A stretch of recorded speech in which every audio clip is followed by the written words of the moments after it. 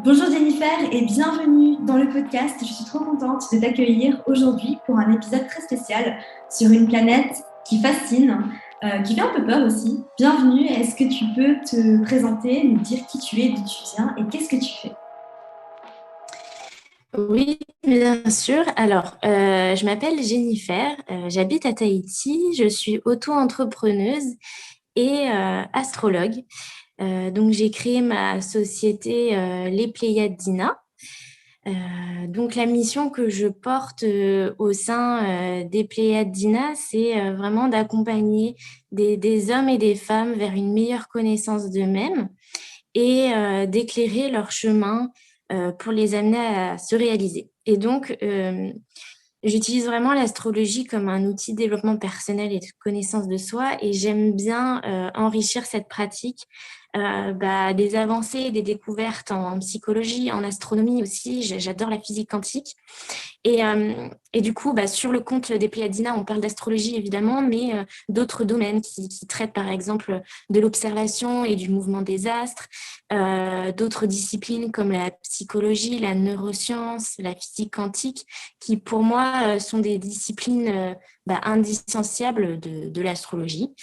Et vraiment, à travers ce compte et ma vision de la vie, j'aimerais embarquer les gens autour de moi, à les ouvrir à des mondes inconnus et à de nouvelles manières d'appréhender le monde qui nous entoure. Génial, Voilà. merci beaucoup.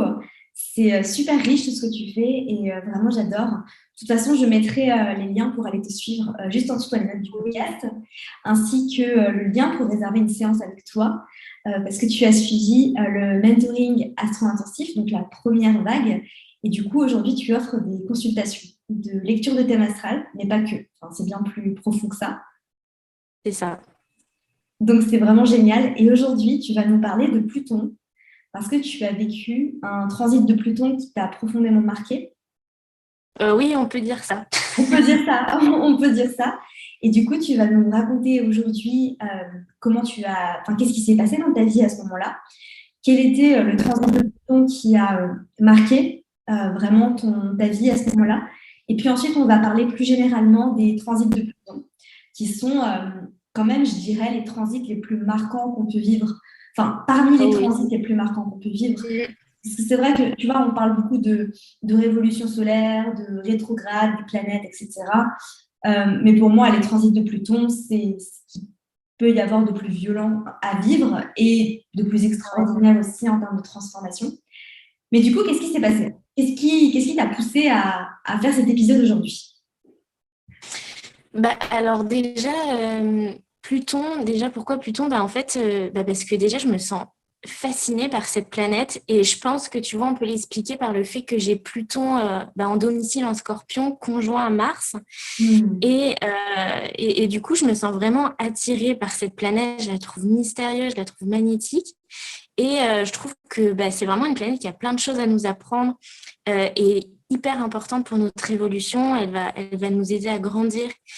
Et tu vois, c'est marrant parce qu'hier, je regardais un live sur la numérologie et le 13, donc je suis née un vendredi 13, et le 13, ça parle de l'énergie de la transformation. Et Pluton nous parle de transformation. Et en plus, aujourd'hui, on enregistre un 13.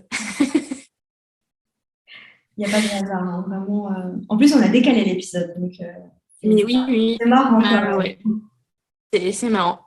Et après, voilà, tu vois, il y a aussi cette thématique des transits. Je trouve ça passionnant, les transits, parce que ça nous aide vraiment à comprendre finalement comment euh, les planètes agissent sur nous. Et ce qui me passionne, c'est vraiment concrètement dans la matière, comment ces mouvements et ces énergies des transits nous influencent, comment elles se retranscrivent concrètement dans la matière. Et je trouve ça intéressant de regarder ça. Ouais, je suis d'accord avec toi. Je trouve que c'est vraiment fascinant et ça nous aide à. Enfin, moi, ça m'aide à prendre du recul. Ouais, ouais, regarder en arrière, ouais. Et du coup, avec l'énergie de Pluton, euh, du coup, j'aime beaucoup cette énergie et je vis depuis plusieurs années maintenant un transit plutonien. Donc, du coup, je l'expérimente depuis pas mal d'années Et c'est vrai que je voulais parler de ça parce que je pense que c'est intéressant d'exprimer un peu ce qu'on peut ressentir face à un transit. Les énergies, elles peuvent être tellement puissantes et ça peut tellement être bousculant que voilà, quand on fait face à un transit comme ça, on ne sait pas trop comment réagir. Et je pense que vraiment, à travers ce podcast, on peut, je pense, aider ceux qui vont nous écouter à mieux appréhender, à prendre du recul. Et comme tu disais au début, que effectivement, c'est une planète qui fait peur et elle est associée à la mythologie, en mythologie aux dieux souterrains et aux dieux des enfers. Mais pourtant, je trouve une planète. En fait, j'aimerais qu'on réconcilie les gens avec la transformation, avec l'énergie de la transformation. C'est beau ce que tu dis parce que c'est vrai que tu vois, autant avec Pluton qu'avec Saturne, c'est des planètes qu'on redoute un peu. Et moi, c'est vrai que Saturne, c'est par exemple une de mes planètes préférées parce que je me dis, sans Saturne, il n'y a rien qui tient. Et oui, des fois, c'est inconfortable. Et c'est pareil avec Pluton, c'est inconfortable. Mais je pense qu'en fait, on est dans une société où on est tellement habitué à vivre dans le confort, à nous reposer sur nos lauriers et à pas justement sortir de nos zones de confort, nous bousculer, que du coup, en fait, on n'évolue pas, on ne grandit pas. Si on est dans notre zone de confort, on n'évolue pas, c'est impossible. Et du coup, c'est des planètes qui sont indispensables et c'est des transits qui vraiment sont impactants et qui peuvent être difficiles. Mais difficile ne veut pas dire mauvais, difficile ne veut pas dire mal. Ouais, totalement. Je suis totalement d'accord avec toi. Du coup, qu'est-ce qui s'est passé? Raconte-nous. Alors, du coup, Pluton a commencé à transiter. Alors, moi, elle a transité ma maison 1. Donc, en ce moment, Pluton est dans le Capricorne, donc depuis 2008. Et dans mon thème astral, j'ai Neptune et Uranus dans les derniers degrés du Capricorne. Donc, depuis quelques années, Pluton transite ma maison 1 et transite depuis, on va dire, plus de 5 ans, mon Neptune et Uranus natal. Et du coup, j'ai Neptune à 22 degrés, Uranus à 26 degrés du Capricorne et en ce moment, Pluton est à 28 degrés du Capricorne. Et donc, ce qui est intéressant aussi de noter, c'est que comme Pluton, c'est une planète tellement lente, je n'ai pas ressenti, tu vois, l'énergie de Pluton tout du long qu'elle était dans ma maison 1. Je l'ai vraiment ressenti à partir du moment où j'ai eu cette conjonction presque exacte avec Neptune. Et c'est là que ça a été fort et qu'il y a eu vraiment des changements dans ma vie. Ça a été assez lourd. Donc, si tu veux, ce qui s'est passé pour moi, ça a vraiment marqué le début d'une période d'introspection. Donc, grosse remise en question. Je ne savais plus vraiment qui j'étais. Et pendant cette année, donc 2019-2020, c'est ma dernière année d'études et je sens qu'il y a un truc qui ne va pas. Mais c'est hyper dur pour moi de mettre un mot dessus parce que vraiment, l'énergie de Neptune, ça apporte beaucoup de confusion et de flou. Donc, je savais qu'il y avait quelque chose qui clochait, mais très difficile pour moi de mettre un mot. Et en plus, comme c'était ma dernière année d'études, j'avais vraiment pas le temps de prendre du recul sur les choses. Et c'est vraiment à la fin de mon année, donc en 2020, où Pluton rentre en conjonction exacte avec Neptune. Et c'est là, je ressens ce besoin, mais très, très fort de me reconnecter à moi-même. Et ça tombe bien parce que du coup, je termine mes études. Et donc là, vraiment, je fais plein de choses. J'ai expérimenté énormément dans la spiritualité. Donc, on sait que Neptune gouverne la spiritualité. Donc, pour moi, tu vois, la spiritualité, ça a vraiment été un moyen d'introspection. Et vraiment, c'est là où j'ai vécu mon éveil spirituel. Et c'est là où, d'ailleurs, j'ai commencé à m'intéresser à l'astrologie et à suivre tes masterclass. Voilà, mais c'est beau ce que tu dis parce que c'est vrai. Alors, les transits en maison 1 sont très impactants et je pense qu'ils peuvent vraiment provoquer des sortes de crises identitaires en fait. Ah oui, totalement. C'est ça, c'est en fait une grosse crise d'identité. Et puis même, c'est aussi, on peut se trouver aussi beaucoup de nouvelles passions, des nouveaux intérêts. Enfin, c'est comme si notre vie d'avant, elle n'avait plus aucun sens.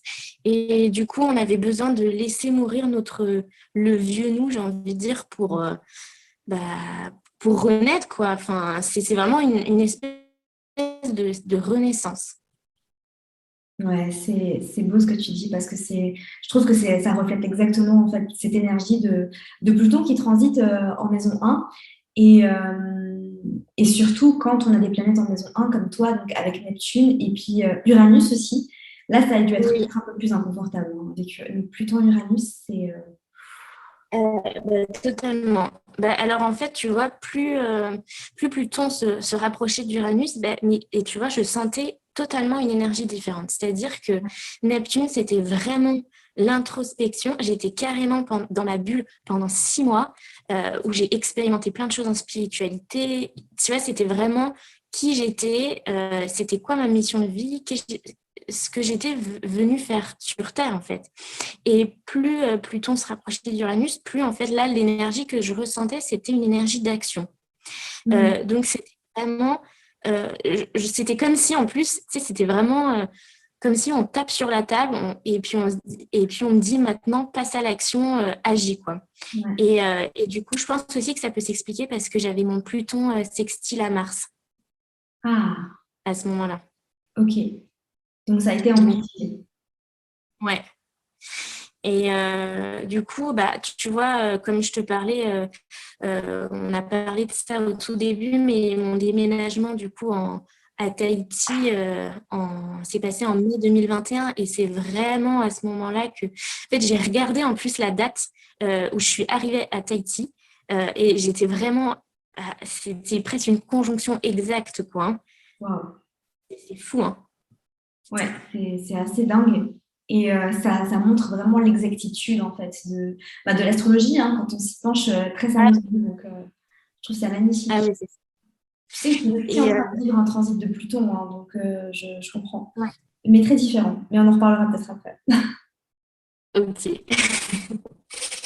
Et du coup, Uranus, c'est vraiment la planète de l'évolution. Donc là, la combinaison Pluton-Uranus, ça te met un gros coup de pied aux fesses. Ouais. Et, euh, et du coup, alors moi, de mon côté, c'est vraiment le côté professionnel qui est rentré en compte parce qu'arrivé à Tahiti, du coup, je dois chercher du travail. Mais c'est très dur parce que je ressens en fait ce besoin d'indépendance et de liberté qui est vraiment plus fort que moi. Mm. Et du coup, ce besoin d'indépendance se traduit, je me lance dans l'entrepreneuriat. Mais vraiment, avant de me dire je me lance, en fait, j'étais vraiment contre ces énergies. C'est-à-dire que j'avais tellement peur du regard des autres, tellement peur de me lancer, que en fait, je n'écoutais pas ces énergies et je disais non, non, non. En fait, c'est comme si je voulais rester un peu dans mon confort. Sauf que, en fait, ça a été très compliqué parce que d'aller contre les énergies, c'est encore plus dur que lâcher prise, quoi. Mhm. Mais ça, on ne le sait pas quand on est bloqué dans la Ah ouais. situation. On s'en rend pas compte. C'est intéressant.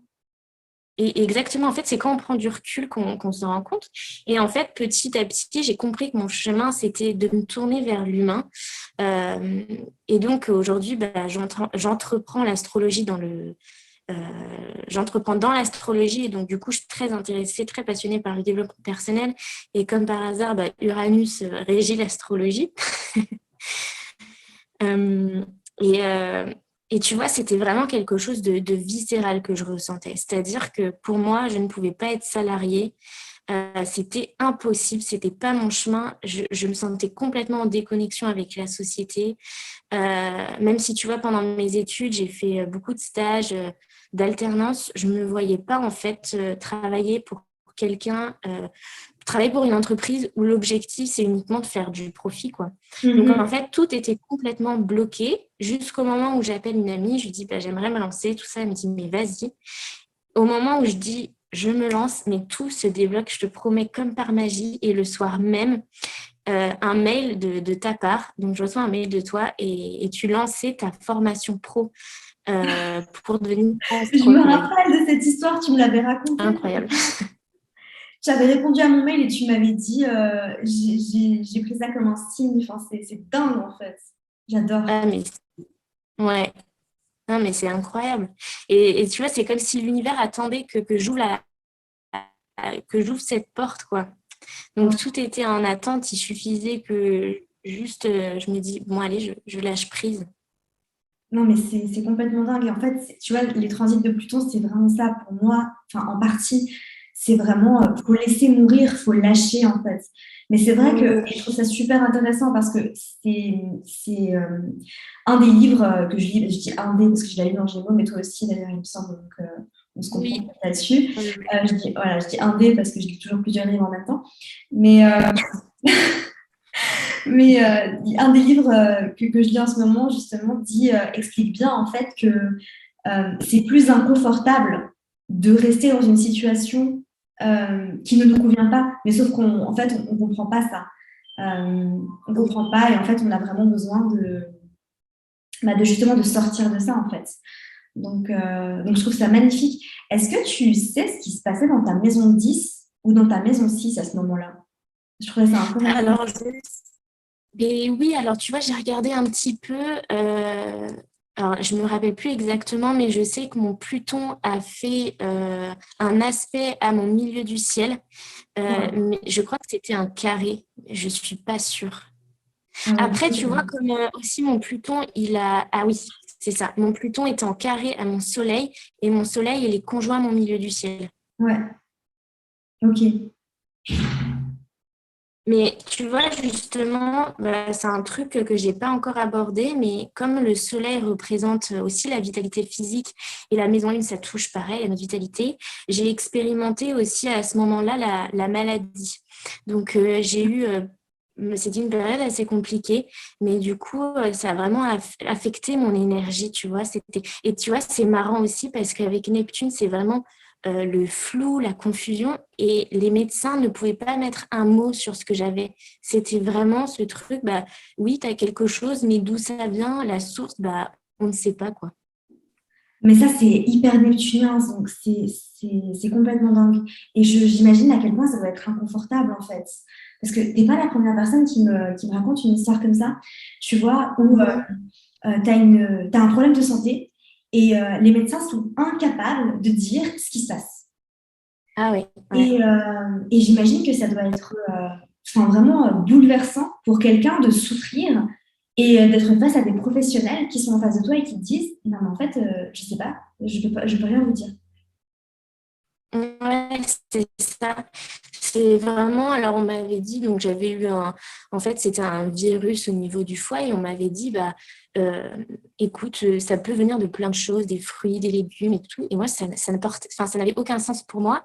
Et du coup, j'avais fait un soin énergétique beaucoup plus tard où là, la personne avec laquelle j'avais fait ce soin avait tout de suite mis le doigt sur ce qui n'avait, en fait, ce qui n'allait pas. Tu sais, le foie, c'est euh, quand on n'exprime pas nos émotions, le foie, ça absorbe la colère, etc.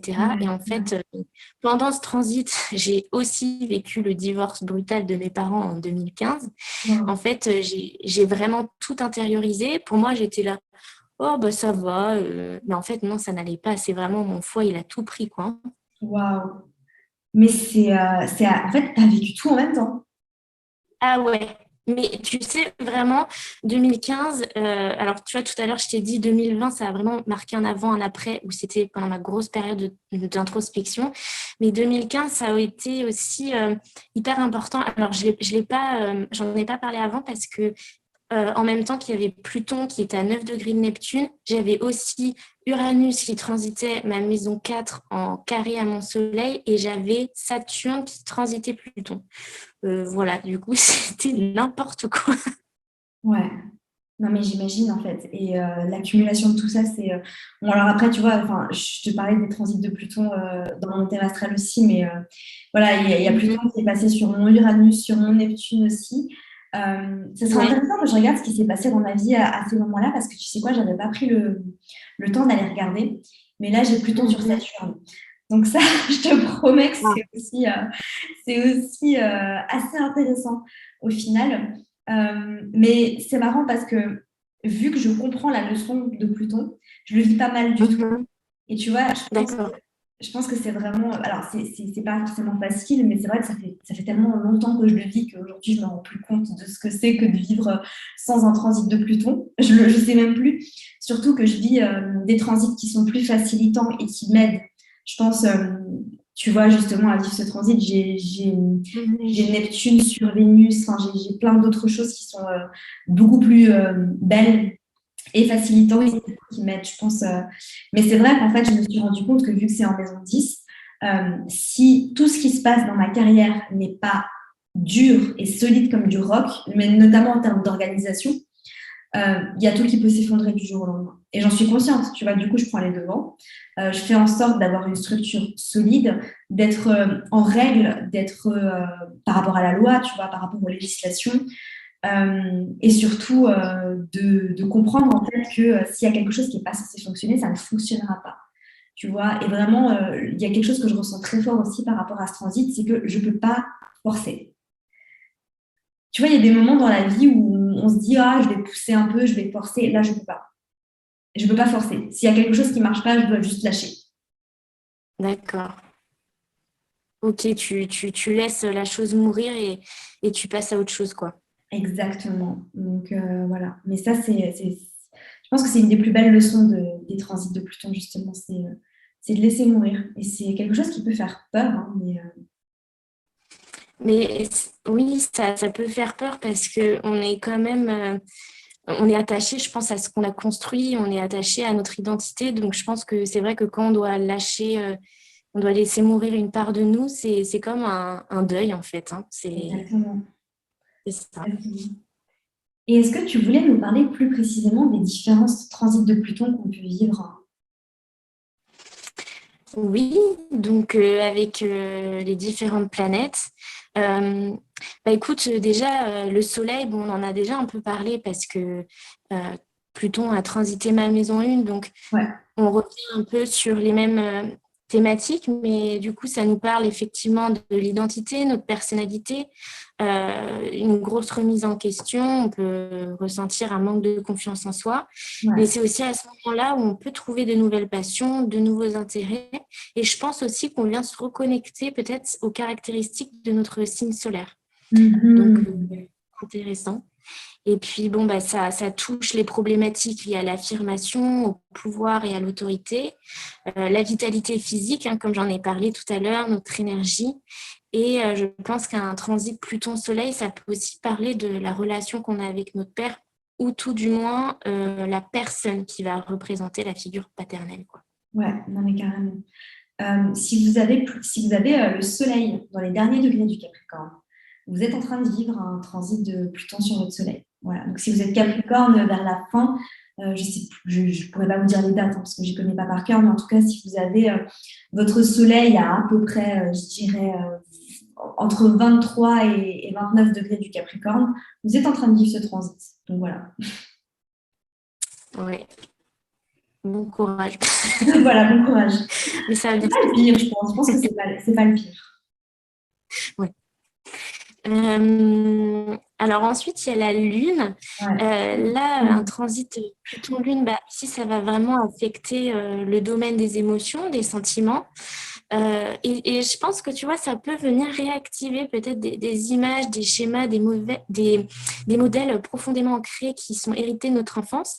Donc, ça peut venir réactiver un schéma qui n'est pas vraiment stable à travers, bah, du coup, des problèmes ou des blocages à ce moment-là ou dans une relation actuelle.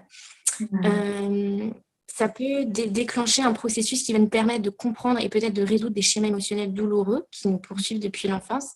Et avec la Lune, du coup, ça nous parle de la mère, donc la relation avec la mère et ou la personne qui représente la figure maternelle. Ouais, carrément. Mais je pense que ça doit être plus difficile à vivre un transit de Pluton sur la Lune que sur le Soleil. Tu vois, typiquement, pour moi, déjà dans le thème astral, les aspects Lune-Pluton, c'est des aspects qui sont assez compliqués à vivre pour la personne. Et là, un transit de Pluton sur la Lune, je pense que ça peut aussi parler, tu vois, de crise émotionnelle, euh, Oui. de tourment émotionnel où vraiment on se sent, on peut ressentir des choses assez violentes à l'intérieur de soi. Donc, voilà. Mm, exactement. Mercure. Alors, un transit Pluton-Mercure. Alors ici, c'est comme si Mercure nous demandait à notre intellect d'aller vraiment explorer aussi profondément que possible toutes les questions qui nous préoccupent. Et ça peut être vraiment un transit d'une période de notre vie qui se prête vraiment à des travaux d'études, de recherche. En plus, Pluton, c'est une planète de passion. Et je pense qu'on peut passer des heures et des heures à se renseigner sur un sujet, à apprendre sur une thématique. Et on peut aussi être attiré par tout ce qui est caché, qui relève des mystères. Pluton est aussi associé donc à l'esprit, à la communication. Donc ça peut être une période où on est très vif, on fait des connexions rapides. On utilise la communication pour convaincre et dans les côtés plus sombres de cette énergie manipulée. Et ça peut être aussi, je pense, ça peut être assez dur parce que ça peut vraiment venir bousculer nos opinions. Vraiment, notre manière de penser peut être complètement changée. Donc, c'est aussi un moment de faire table rase avec ce Pluton Mercure. Peut-être aussi, c'est un bon moment pour introspecter, pour s'introspecter, la méditation, plonger vraiment dans notre inconscient. Ouais, carrément.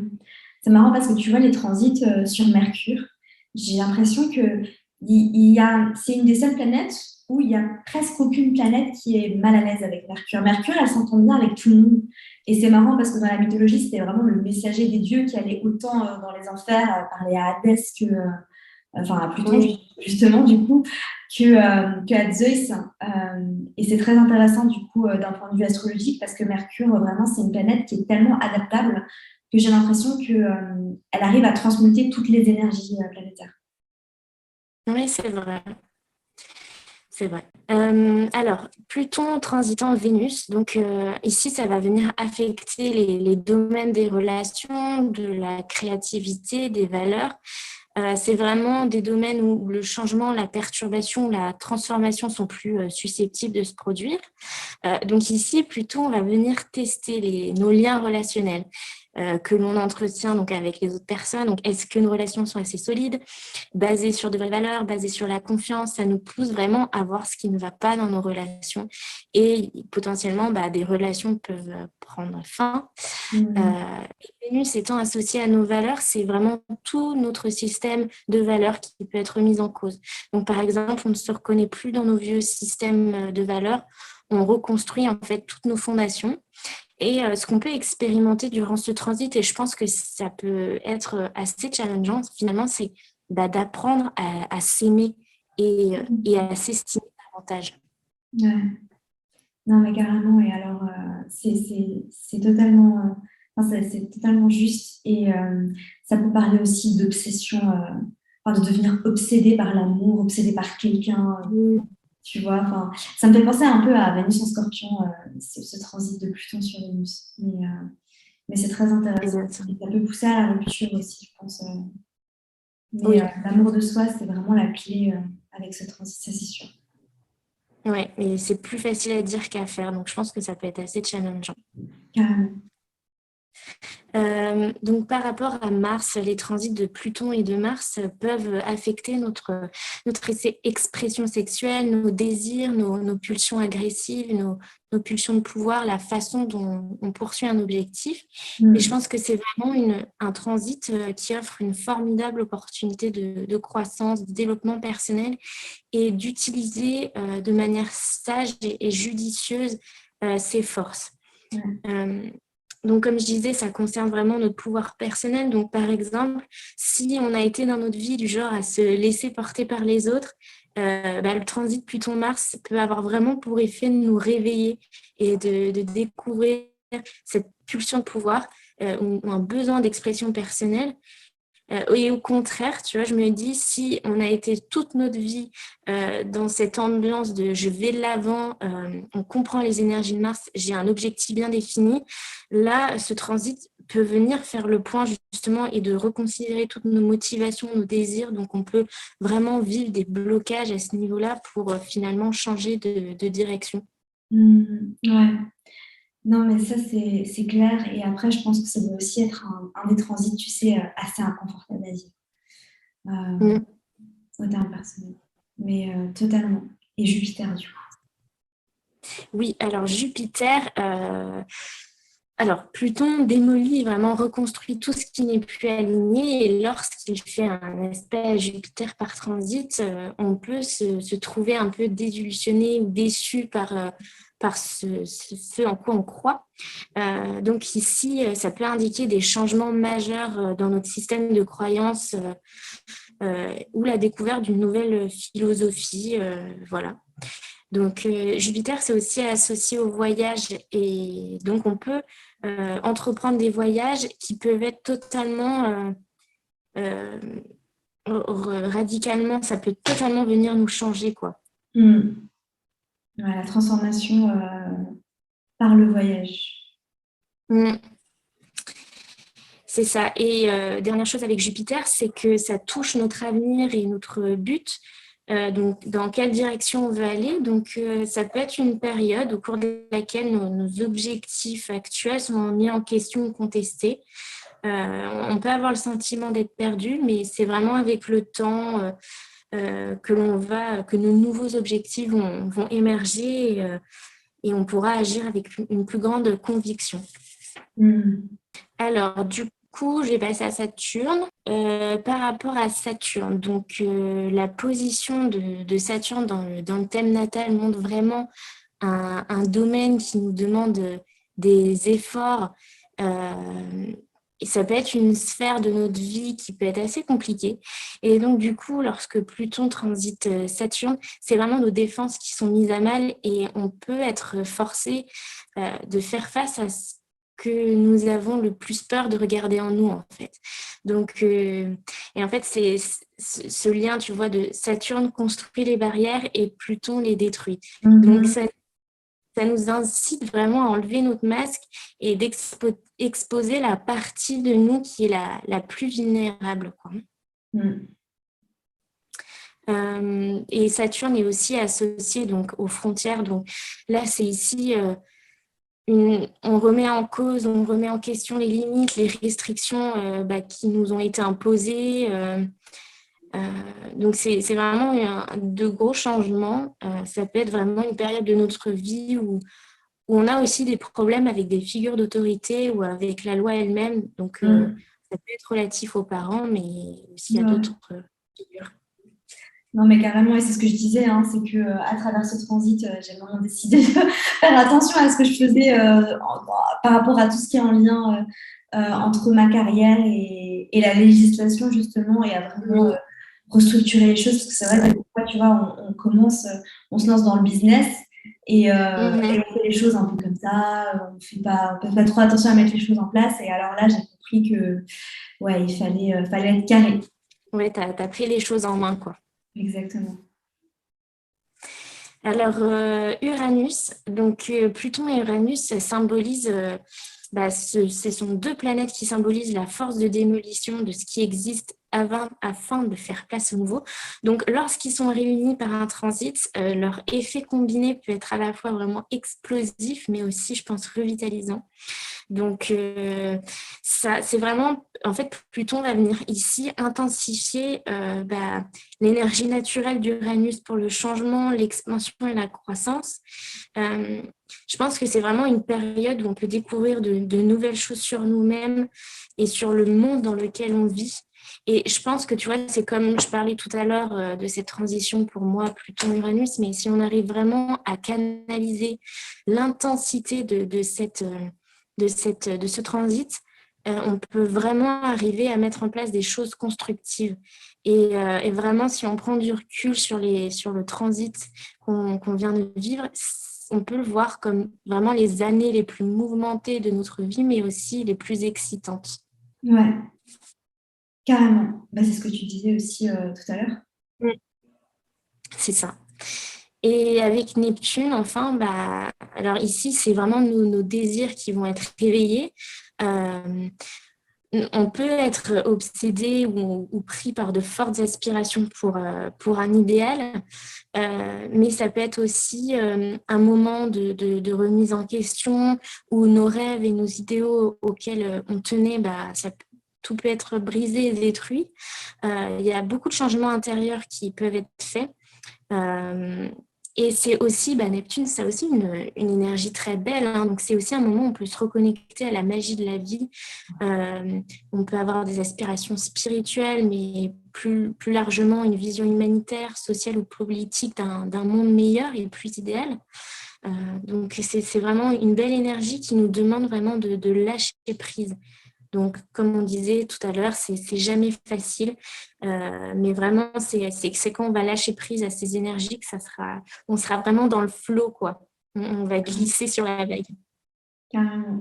C'est magnifique. Et merci pour tout ce descriptif des transits de Pluton qui sont, comme on l'a dit au début de l'épisode, parmi les transits les plus impactants qu'on peut vivre à travers une vie. Il y en a d'autres, hein, bien évidemment. Oui. Mais voilà pour le tour des transits. Merci beaucoup, Jennifer. Est-ce que tu voulais ajouter quelque chose? Écoute, j'espère qu'on vous a réconcilié avec l'énergie de la transformation de Pluton, qu'on vous a donné des clés un petit peu pour mieux appréhender ce transit. Et voilà, c'était vraiment avec plaisir que j'ai fait ce podcast avec toi. C'est vraiment très cool de nous laisser l'opportunité de parler, de s'exprimer. C'est vraiment cool, quoi. Avec grand plaisir et franchement, honnêtement, le plaisir est pour moi. Merci à toi d'être venu, d'avoir préparé cet épisode, d'avoir partagé ton expérience. C'était hyper, hyper enrichissant. Et je mettrai tous les liens de ton compte Instagram et le lien pour réserver une séance de lecture de thème astral avec toi dans les notes du podcast, histoire que tout le monde puisse aller se précipiter pour réserver une séance et te suivre sur Instagram par la même occasion. Super, merci beaucoup. Merci à toi. Et puis, merci à vous de nous avoir écoutés. On vous souhaite de passer une merveilleuse journée. Prenez soin de vous et on vous retrouve mercredi prochain. Merci à toi pour ton écoute. J'espère sincèrement que cet épisode t'aura plu. Si c'est le cas, n'hésite pas à me laisser une revue sur iTunes afin d'aider d'autres personnes à découvrir et tomber amoureuses de ce podcast. N'oublie pas d'aller me suivre sur Instagram pour plus de contenu de ma part. Sur ce, je te laisse. Prends soin de toi et surtout, continue de briller.